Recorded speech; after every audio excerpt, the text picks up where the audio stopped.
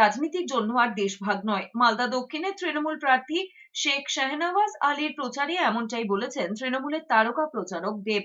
দেশভাগের যন্ত্রণার কথা স্মরণ করে দেব বলেছেন, অনেক কষ্ট করে দেশ স্বাধীন হয়েছে, তাই জনগণ যাকেই ভোট দেবেন সেটা যেন কাজের নিরিখে হয়।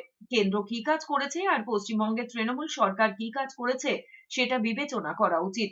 এমনকি যেভাবে এ রাজ্যে সাম্প্রদায়িক সম্প্রীতি বজায় রয়েছে সেটাও নজির বলে দাবি করেছেন দেব। প্রত্যেকটা মানুষ তাদের রক্ত দিয়ে দেশটাকে স্বাধীন করিয়েছে বিদেশি থেকে, ব্রিটিশদের থেকে।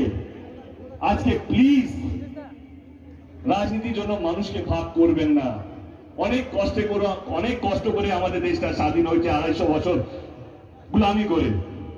সেই জায়গা থেকে 75 বছর সবে আমরা কমপ্লিট করলাম স্বাধীন হওয়ার, কিন্তু আবার কোথাও যেন আমরা গোলাম হয়ে যাচ্ছি।